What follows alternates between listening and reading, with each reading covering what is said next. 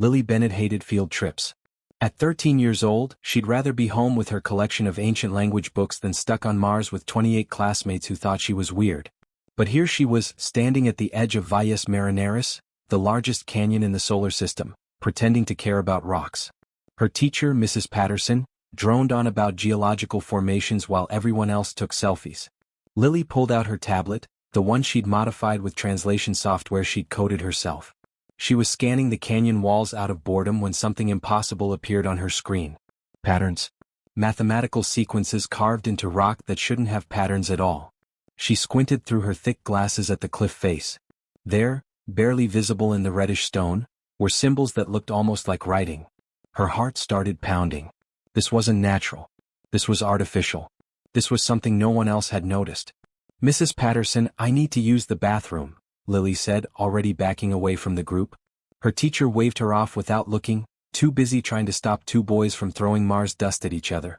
Lily didn't feel guilty about lying. Not when something this important was right in front of her. She climbed down a narrow path, following the symbols that seemed to glow brighter as she got closer. Her scanner was going crazy now, picking up energy signatures that shouldn't exist on Mars. Nothing was supposed to be here except human colonies and research stations. The symbols led her to a crevice in the canyon wall, so narrow she had to turn sideways to squeeze through. For a moment she worried about getting stuck, about no one finding her. Then she saw light at the other end and forgot to be scared. When she emerged, Lily stood frozen. Before her was a doorway that definitely wasn't built by humans. It was at least 20 feet tall, made of something that looked like metal but shifted colors in the sunlight. Purple, then blue, then silver. Strange letters covered its surface, and when she stepped closer, they began to glow. Her tablet beeped. The symbols were reacting to her presence, rearranging themselves into patterns her software could almost recognize. It was like the door was trying to communicate with her. Without thinking, Lily reached out and touched the surface. It was warm, almost alive. The symbols blazed bright white, and the massive door simply dissolved into particles of light, revealing darkness beyond. She should have run back to the group. She should have called for help. Instead, Lily Bennett walked through that doorway into the impossible. The darkness lasted only seconds before lights flickered to life around her. And what those lights revealed made her gasp out loud. A library. But not like any library on Earth or in any human colony. This place was enormous, so big she couldn't see where it ended. Crystalline shelves spiraled upward into shadows, each one holding books that floated in glowing fields of energy. Some books were massive, the size of cars. Others were tiny, no bigger than her thumb. The air itself seemed to hum with power. Lily's legs felt shaky as she walked deeper inside. Her footsteps echoed on floors made of something smooth and dark like polished obsidian. Holographic displays flickered to life as she passed, showing star maps and alien script that her tablet struggled to translate. She checked her watch. She'd been gone 15 minutes. She had maybe an hour and 45 minutes before Mrs. Patterson organized a search party. Maybe less if someone noticed she'd been gone too long. The practical part of her brain said to leave, to get help, to tell actual scientists about this discovery. But Lily had spent her whole life being practical, being careful, being the weird girl nobody understood. For once she wanted to be brave. She wanted to see what secrets this place held. She passed through chamber after chamber, each more incredible than the last. One room had books that seemed to be made of liquid light. Another contained scrolls that unrolled themselves when she approached, displaying images of alien worlds. She saw creatures with 6 legs and crystal skin, beings made entirely of energy, civilizations that had risen and fallen before humans even discovered fire. Then she found the restricted section. It was in the deepest part of the library, behind a doorway covered in warnings. Lily's tablet translated them one by one, and each translation made her stomach twist with nervous excitement. Forbidden knowledge. Do not enter. The words that change reality. Turn back while you still can. 17 different languages, 17 different warnings, and Lily had studied 12 of them on her own time. It was like this place had been waiting for someone exactly like her. Someone curious enough, stubborn enough, foolish enough to ignore every warning sign. Through the doorway was a single room, perfectly circular, with a pedestal in its exact center. And on that pedestal sat a book. It wasn't like the others. This one pulsed with light, shifting between solid and liquid with each heartbeat of illumination. The cover showed symbols that hurt to look at directly, like they existed in too many dimensions at once. Lily's hands trembled as she approached. Every instinct told her this was dangerous. This was the kind of dangerous that changed everything. She reached out and opened the Codex of Evoked Truths. The moment her fingers touched the pages, her world exploded into light and sound and thoughts that weren't her own. The book wasn't just amplifying her mind, it was broadcasting it, sending every private thought, every hidden fear, every desperate wish outward into space at the speed of light. Lily tried to let go, but her hands wouldn't move. She tried to scream, but no sound came out. All she could do was feel her consciousness expanding, touching alien minds light years away, announcing to the entire galaxy that humanity, and one very frightened 13-year-old girl, had just found something they were never meant to find. The pain hit Lily like a lightning bolt straight through her skull.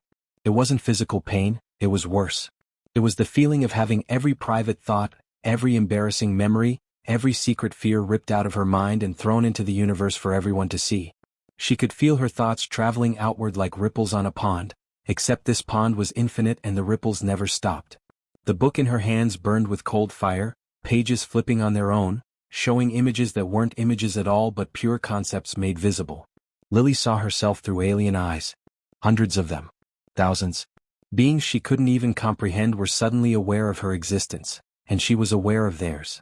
A creature made of living crystal felt confused by human emotions. Something that existed in 6 dimensions found her 3-dimensional thinking fascinating and primitive at the same time. A hive mind of millions touched her singular consciousness and recoiled in what felt like horror. She finally managed to slam the book shut, her hands shaking so badly she nearly dropped it. But closing the book didn't stop anything. The connection remained, burning in her mind like a wire that had been plugged directly into her brain. What did I do? Lily whispered to the empty chamber. Oh God, what did I just do? Her tablet was screaming with alerts. Energy signatures appearing all over Mars' orbit. Massive ones. Ships. Lots of ships. And they were all coming here. Lily ran. She clutched the book to her chest because something told her leaving it behind would be even worse than taking it.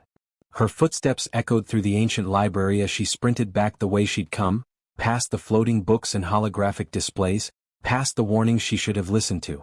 She burst out of the doorway into the Martian sunlight and immediately knew something was very wrong.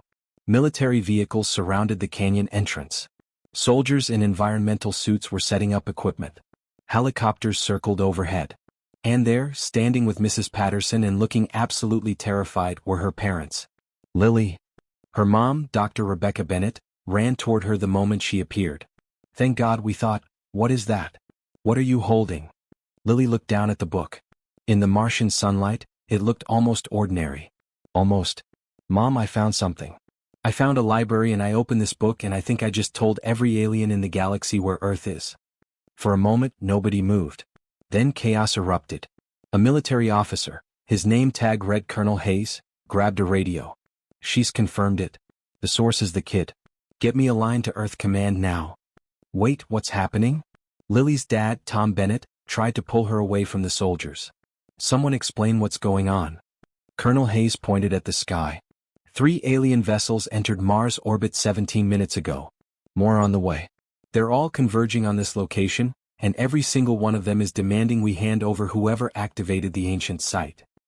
He looked at Lily and his expression was a mix of fear and anger. That would be your daughter. Lily felt sick. Through the strange connection the book had created, she could sense the approaching ships. One felt warm, curious, almost friendly. Another felt cold and mechanical, thinking in pure logic and law. The third felt hungry in a way that made her skin crawl. I didn't mean to, she said quietly. I just wanted to see what was inside. Her mom hugged her tight, still staring at the book. Honey, what exactly did you find in there? Before Lily could answer, the sky lit up. 3 ships descended through the thin Martian atmosphere, each one completely different from the others. The first looked like a crystal cathedral, all towers and spires made of transparent material that caught the sunlight and threw rainbows across the red sand. The second was a perfect black sphere so dark it seemed to absorb light itself. The third was harder to look at, its edges kept shifting like it couldn't quite decide what shape it wanted to be. Holographic projections materialized around the dig site. The crystal ship sent an image of what looked like a person made entirely of living glass, beautiful and terrifying at the same time. When it spoke, Lily heard the words in her mind rather than her ears. We are the Valdris. We come in peace to aid the young one who has awakened the evocation. She is in great danger. The black sphere projected a being that looked almost like an insect, but the size of a human, with too many joints and eyes that glowed with cold intelligence. We are Trellix. The child has violated galactic preservation law by activating a forbidden archive. She must be taken into custody immediately. The shifting ship showed something that Lily's eyes couldn't quite focus on. A shadow with teeth, a darkness that moved wrong. Its voice was oil sliding over broken glass. We are Nethrim. The human possesses evocation capability. She belongs to us now. Colonel Hayes stepped forward, his weapon raised even though Lily knew it would be useless against ships like these. The girl is a minor and a citizen of Earth. She's not going anywhere with any of you. Through the connection, Lily could feel more minds approaching. The book had turned her into a beacon that every psychic species within 100 light-years could sense. Some were curious. Some were afraid. Some were angry that humans had found something they shouldn't have. And underneath it all, deeper in her mind where the book had opened doorways she didn't know existed, something else was waking up. Something that had been sleeping in that library for over 1,000 years. It spoke to her in a voice like wind through ancient halls. Child of the young species. You have done what none have done in 12 centuries. You have opened the codex not with greed or hunger, but with simple curiosity. Now you must face the consequence of knowledge. Who are you? Lily thought back at it. We are the remnant. We built the library. We left the test. And you, Lily Bennett, have just changed the fate of your entire species. Around her, the three alien factions were arguing with Colonel Hayes and each other. Her parents were trying to shield her. The book continued to pulse in her arms like a second heartbeat. And somewhere above Mars, more ships were arriving by the minute. Lily realized with growing horror that she hadn't just found an alien library. She triggered something that was about to drag humanity onto a galactic stage they weren't ready for. And somehow her 13-year-old self was standing at the center of it all. The Valdris representative spoke again, and this time its mental voice was urgent. The Nethrim will try to take her by force. Earth's military cannot stop them. Young one, you must learn to control the evocation, or your curiosity will start a war that destroys your world. Lily looked at her parents, at the soldiers, at the alien ships filling the sky. She thought about her little brother back home, about her classmates who'd been mean to her, about the billions of people on Earth who had no idea their lives were about to change forever. All because she'd opened a book. The connection in her mind pulsed stronger. The remnant was waiting. The aliens were demanding. And somewhere deep inside that ancient library, the real secrets were still waiting to be discovered. Lily took a deep breath and made a decision. She wasn't going to run. She wasn't going to hide. She'd started this and somehow she was going to have to finish it. Okay, she said to the Valdris, to the remnant, to anyone listening through the psychic connection. Tell me what I need to do. Colonel Hayes wasn't backing down. He stood between Lily and the alien projections with his weapon raised, even though everyone knew it was pointless. I don't care what galactic laws you're talking about. That's a kid. An American citizen. And she's not going anywhere without her parents' permission. The Trellix insect being clicked its mandibles, and Lily felt its cold logic pressing against her mind. Your species has no legal standing in galactic jurisdiction. The child activated a Class 7 restricted archive. Protocol demands immediate containment. Containment? Lily's dad stepped forward, his face red with anger. You're talking about my daughter like she's some kind of weapon. The Nethrim shadow thing laughed, and the sound made Lily's teeth hurt. She's a weapon now. The Codex has made her one. Give her to us and we'll teach her to use that power. Refuse and we'll simply take her. The crystal Valdris being raised what might have been hands in a peaceful gesture. There is another way. Let me enter the library with the child. I can teach her to close the connection safely, to undo what she's begun. Lily felt the remnant stir in her mind, ancient and vast. It had been quiet since the aliens arrived, but now it spoke again. They lie, young one. Not the Valdris, they speak truth. But closing the connection will not undo what you've done. The galaxy knows of humanity now. The only path is forward. Forward to what? Lily thought back desperately. To understanding. Or to war. That choice is yours. More ships were appearing in orbit. Lily could feel them through the connection. Some were just curious, coming to see what had caused such a powerful psychic broadcast. Others were bringing weapons, preparing for conflict. Earth's defense satellites were powering up, and she could sense the fear of human commanders realizing they were hopelessly outmatched. This was spiraling out of control fast. Everyone stop. Lily shouted, and to her shock, everyone actually did. The aliens paused their arguments. The soldiers lowered their weapons slightly. Even her parents went quiet. Maybe it was because she was holding the codex, or maybe they could all feel what she felt, that she was somehow connected to everything happening here. I need to go back inside, Lily said. Into the library. Alone. Absolutely not. Her mother grabbed her arm. Lily, you don't know what's in there. You don't know what that book did to you. I know more than you think, Mom. Lily looked at the book in her hands. There's something in there. Someone. They call themselves the Remnant, and they're the ones who built this place. They're talking to me right now in my head. Colonel Hayes exchanged worried glances with his second-in-command. The kid's been compromised. Could be some kind of alien mind control. It's not control, Lily insisted. It's more like, they opened a door in my brain and now I can hear things I couldn't hear before. And I think they can help me fix this mess I made. The Valdris crystal being tilted its head, a gesture that seemed almost human. The child speaks truth. The Remnant are the ancient builders, the keepers of forgotten knowledge. If they have chosen to speak with her, then she is already beyond our help or harm. This is between humanity and its past now. Our past. Lily's dad looked confused. We've never been to Mars before the colonies. How could this be our past? Not your past, the Remnant whispered in Lily's mind. Ours. And perhaps your future if you're strong enough. Lily made up her mind. Before anyone could stop her, she ran. She clutched the codex tight and sprinted back toward the library entrance, ignoring her parents' shouts and the soldiers yelling at her to stop. The connection guided her feet, showing her the path through passages that seemed to shift and change. She could hear Colonel Hayes barking orders behind her. Let her go. Set up a perimeter but do not enter that structure. We don't know what we're dealing with. The library welcomed her back like an old friend. The lights brightened as she passed, and the floating books seemed to lean toward her curiously. But Lily didn't stop in any of the chambers she'd explored before. The Remnant was pulling her deeper, to places she hadn't reached the first time. She descended spiral staircases that shouldn't exist in three-dimensional space. She walked through doorways that led to rooms bigger than the entire structure should contain. And finally, she arrived in a chamber at the very heart of the library. It was empty except for a single pillar of light in the center, and within that light was a presence that made the codex feel like a toy by comparison. Welcome, Lily Bennett, the Remnant said, and this time she could see it, or rather, see the space where it existed. It wasn't a creature or a machine. It was pure consciousness, the uploaded minds of an entire civilization that had chosen to become information itself. Why me? Lily asked, her voice echoing in the enormous chamber. Why did the book work for me? The light pulsed with what felt like amusement. We have tested many species over 1,200 years. We left the codex as a trial, a way to measure the worthiness of those who found us.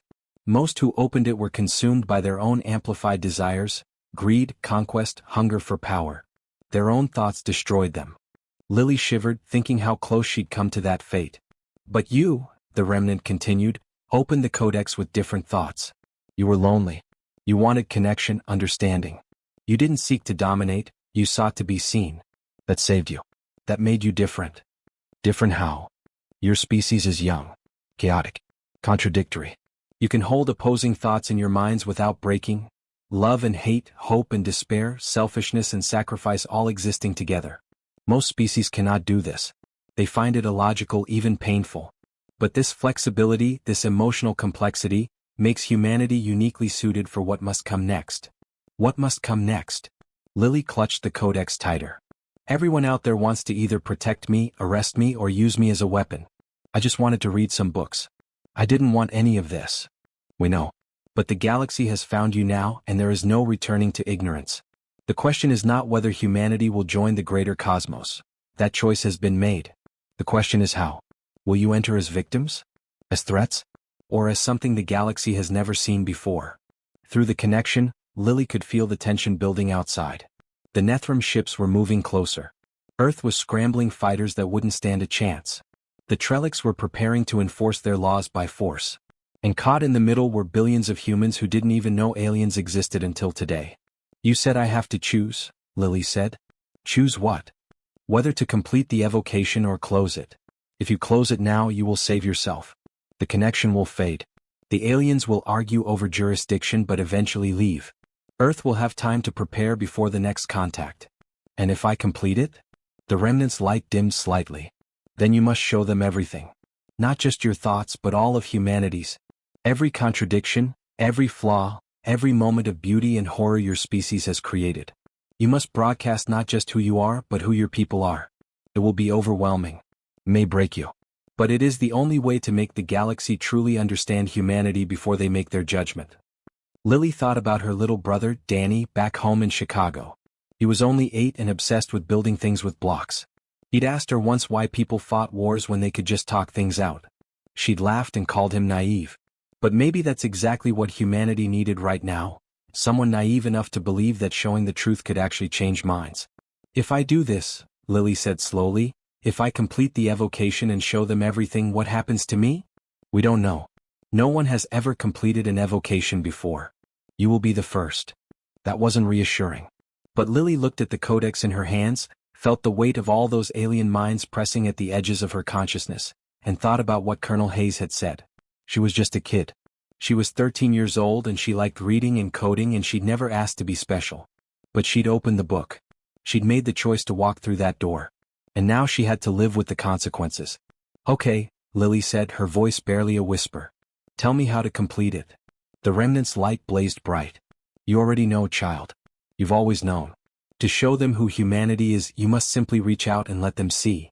Lily sat down on the cold floor of the chamber, crossing her legs like she did when she meditated before exams. The codex rested in her lap, warm against her hands. She could feel it humming with potential energy, waiting for her to make the final choice. How do I reach Earth? She asked the remnant. I'm on Mars. I can't just connect to everyone from here. The ancient presence rippled with what might have been laughter. Distance means nothing to the evocation, child. Consciousness doesn't travel, it simply is. When you open yourself fully, you'll touch every human mind that's open to receiving. Not all will feel it, but enough will. More than enough. Outside the library, Lily could sense the situation getting worse by the minute. The Nethrum ships had moved into attack position. Earth's orbital defense platforms were powering up weapons. The Trellics were broadcasting ultimatums. It was only a matter of time before someone fired the first shot, and then her home world would be dragged into a war it couldn't possibly win. She thought about her little brother Danny back in Chicago. Right now, he was probably eating breakfast before school, completely unaware that his sister was sitting in an alien library about to gamble with humanity's future. What would he think if he knew? Would he be proud? Scared? Probably both. I need you to do something for me, Lily said to the remnant. If this goes wrong, if it breaks me or kills me or whatever, I need you to tell my family I love them. Can you do that? We will, the remnant promised, and Lily felt genuine warmth from it. These ancient beings actually cared about what happened to her. That gave her courage. She closed her eyes and reopened the codex fully. This time she didn't fight it. She let the connection expand, let her consciousness spread out like roots searching for water.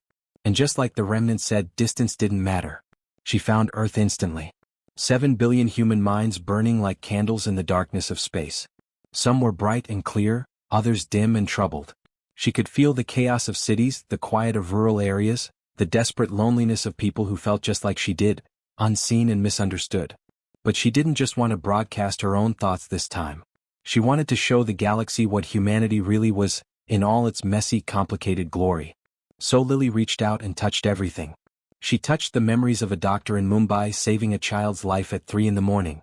The exhaustion, the determination, the pure joy when the child started breathing again. She touched a soldier in Germany writing letters home to his daughter, trying to explain why he had to be away, the guilt and love tangled together in his heart. She found a grandmother in Brazil teaching her grandson to cook, passing down recipes that had survived 3 generations. An artist in Tokyo painting through tears after a breakup, turning pain into something beautiful. A scientist in Antarctica discovering something new about climate change, feeling both wonder at the knowledge and terror at what it meant. But she didn't shy away from the darkness either. She touched the rage of protesters fighting for justice, the fear of refugees fleeing violence, the cold hatred of people who hurt others for reasons that made no sense. She felt the weight of poverty, the sting of rejection, the hollowness of addiction. She showed them human war, the trenches of the past, the drone strikes of the present, the senseless violence that humans inflicted on each other. But she also showed them the soldiers who refused to shoot, the civilians who sheltered enemies, the peace treaties signed after years of blood. The evocation grew stronger, pulling in more and more of humanity's collective experience. Lily felt like she was drowning in emotions and memories that weren't her own, but she held on. She had to show them everything, not just the good parts. Through the psychic connection she could feel the aliens reacting. The crystalline Valdris were overwhelmed by human art and music, experiencing beauty in ways their logical minds had never conceived. The insectoid Trellix recoiled from human chaos. How could a species function with so much contradiction and disorder? The Nethrim tried to take control of the broadcast, to twist it into something they could use. But the moment they touched human consciousness, they fled in confusion. Human minds held too many opposites at once.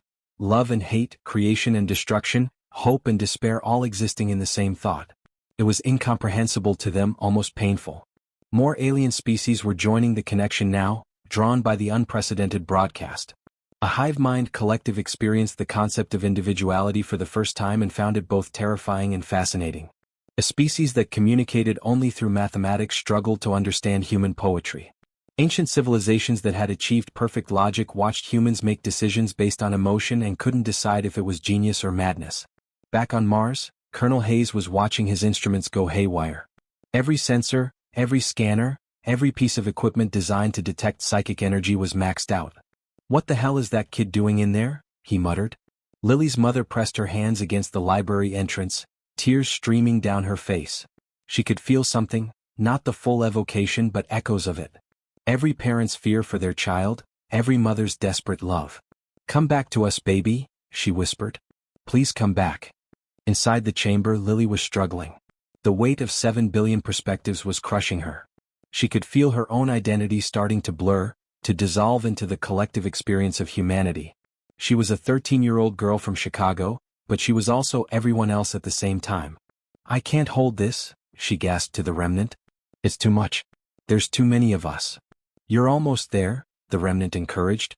"Show them the core. Show them what makes humanity unique." Lily didn't understand at first.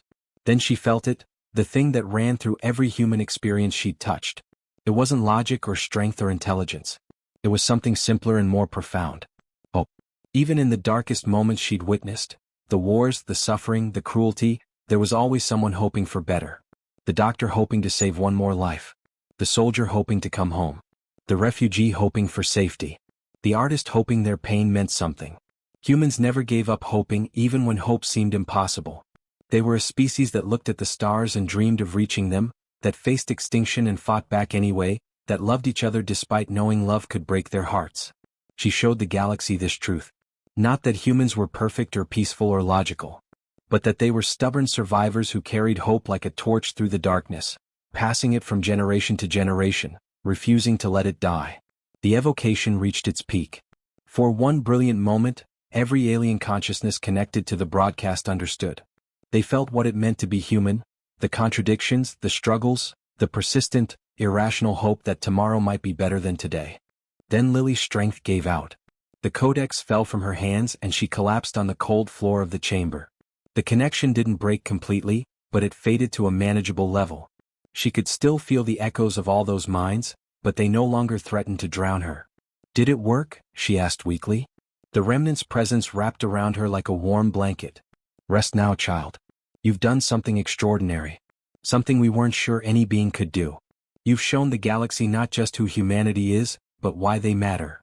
Through the dimming connection, Lily felt the reactions. The Trellix ships were withdrawing, their cold logic unable to process what they'd experienced. The Nethrim had fled entirely, unable to weaponize something so fundamentally opposed to their nature. The Valdris were in orbit, but they'd powered down their weapons, their crystal minds filled with something like wonder. And on Earth, in hundreds of cities and thousands of homes, people were waking up from strange dreams. They didn't remember details, but they felt something. A connection. A reminder that they weren't alone in the universe or on their own planet. Lily's little brother Danny sat up in bed in Chicago, confused. He'd just had the weirdest dream about his sister. In it, she'd been telling the whole universe that humans were pretty cool, even when they messed up. He smiled and went back to sleep, thinking maybe Lily wasn't so weird after all. Lily woke up 3 days later in a hospital bed that was way too comfortable to be a normal hospital. The ceiling above her was transparent, showing the red Martian sky and something else, ships. Dozens of them. But they weren't in attack formation anymore. They were just waiting. "Hey, sleepyhead." Her dad's voice made her turn her head. Tom Bennett sat beside her bed looking exhausted, with dark circles under his eyes and 3 days of stubble on his face. You scared the hell out of us, kiddo. I'm sorry, Lily croaked, her throat dry. Is everyone okay? Did I mess everything up? Her mom appeared on the other side of the bed, holding a cup of water with a straw. Drink first, talk later. Doctor's orders. Rebecca Bennett had clearly been crying, her eyes were puffy and red, but she was smiling now. The water tasted better than anything Lily had ever experienced. What happened after I passed out? The last thing I remember was completing the evocation and then everything went dark. What happened? Colonel Hayes said, walking into the room with Lady Kess, the crystalline Valdris representative, floating beside him, is that you somehow pulled off the impossible. The Trellix withdrew their containment order. The Nethrum left the system entirely. And the Galactic Confederation is holding an emergency vote on something called human recognition status. Lady Kess's crystalline form shimmered with colors Lily had never seen before. When she spoke, her mental voice was gentle like wind chimes. You showed us something we'd forgotten, young one. You reminded us that wisdom doesn't come from perfection. It comes from struggling toward understanding, even when the path is unclear. I don't understand, Lily said. I just showed them what humans are like. The good stuff and the bad stuff. Why would that change anything? Her dad squeezed her hand. Because apparently most alien species don't work like us. They heard from the Valdris that when species reach a certain point in development, they usually choose one path, pure logic, pure emotion, pure something. They become stable and predictable. But humans? Her mom continued, brushing hair out of Lily's face. We're none of those things. We're a mess of contradictions, and somehow that's exactly what makes us special. Colonel Hayes pulled up a chair, his stern military demeanor softening slightly. The Confederation has been around for thousands of years. They've got protocols for everything: how to handle aggressive species, how to guide peaceful ones, how to deal with advanced civilizations and primitive ones. But they've never encountered a species quite like humanity before. What makes us so different? Lily asked, though she thought she already knew the answer from what she'd felt during the evocation. Lady Kess's colors shifted to warm golds and oranges. You can hold opposing truths in your minds without breaking. You can hate war while honoring warriors. You can acknowledge your mistakes while still maintaining hope. You can be logical and emotional in the same moment. Most species find this impossible, painful even, but you do it naturally every day. A week later, Lily stood in the Mars colony's largest conference hall, wearing clothes that actually fit instead of a hospital gown. Beside her were her parents, Colonel Hayes, and representatives from Earth's government. Floating in holographic form were delegates from 47 different alien species, all waiting to hear what the Confederation had decided. The Trellix representative spoke first, its insect-like voice translated into English. After reviewing the evocation data and consulting with our legal scholars, we have determined that humanity's neural structure and consciousness pattern qualify them for accelerated contact protocols. The child will not face charges. Lily let out a breath she didn't know she'd been holding. A species that looked like living geometric shapes spoke next. The Confederation votes to grant Earth provisional membership status. You will have access to basic galactic databases, limited trade agreements, and protective status under interstellar law. What does that mean exactly? Her dad whispered to Colonel Hayes. It means we're in the club, Hayes whispered back. We're officially part of the galactic community. But Lady Kess held up a crystalline hand. There is one condition. The library on Mars must be declared a joint heritage site, administered by both humans and the Confederation. And young Lily Bennett must serve as its first human curator. Every eye in the room turned to Lily. She felt her face go red. I'm 13. I haven't even finished middle school. You opened the codex, Lady Kess said simply. You completed an evocation. You passed the remnants test. The library chose you, Lily. And we respect its choice. The remnant's presence touched her mind gently. She'd felt it there since waking up, a quiet companionship that no longer frightened her. You don't have to decide now, it told her. But know this, the library has much more to teach, and you have only seen the smallest fraction of what we preserved. 6 months passed. Life got weird for Lily Bennett in ways she never could have imagined. She went back to Chicago to finish 7th grade, but now she had bodyguards, human and alien, following her everywhere. Her classmates who'd ignored her before suddenly wanted to be her best friend. News crews camped outside her house for weeks. But the weirdest part was that she actually liked going to the library now. Not the local public library in Chicago, though she still visited that too. She meant the ancient alien library on Mars, where she spent every weekend learning from the remnant. Lady Kess came by often, teaching her how to read languages that didn't use words. A Trellick scholar named Tech7 showed her mathematical concepts that made her regular algebra homework seem like baby stuff. Even a young Nethrim, one of the shadow species that had tried to take her, visited once, curious about the human who'd made his entire race flee in confusion. "You've become quite famous, you know," her little brother Danny said one Saturday morning as they video called while she was on Mars. "My friends at school keep asking if you're really my sister." "What do you tell them?" Lily asked, smiling at his face on the screen. "I tell them you're the same nerdy bookworm you've always been. You just read really important books now." That made Lily laugh. Because he was right. She was still the same kid who loved languages and codes and dusty old text. She still wore thick glasses and stayed up too late reading. She still felt awkward at parties and preferred books to people most of the time. The only difference was that now the galaxy knew Earth existed, and somehow she'd become the bridge between her world and all the others out there in the darkness. 1 year after the discovery, the library held its official dedication ceremony as a joint heritage site. Representatives from dozens of worlds came to Mars for the event. Earth's president gave a speech about cooperation and understanding. The Confederation formally welcomed humanity as provisional members. But the moment Lily remembered most was quiet and private. After all the ceremonies and speeches, she stood alone in the central chamber where she'd first met the remnant. The Codex of Evoked Truths sat on its pedestal, sealed now with new protections and warnings, but with one addition.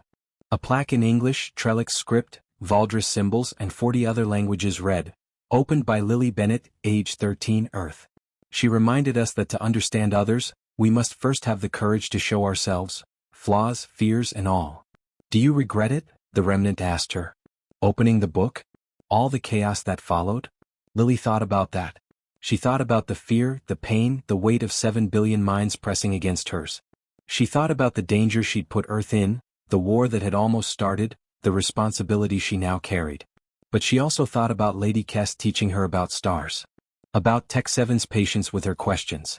About the letter she'd gotten from a girl in Kenya who said the evocation had inspired her to study xenobiology. About her brother's pride when he told his friends his sister was an ambassador. "No," Lily said finally. "I don't regret it. I mean, I wish I'd been more careful.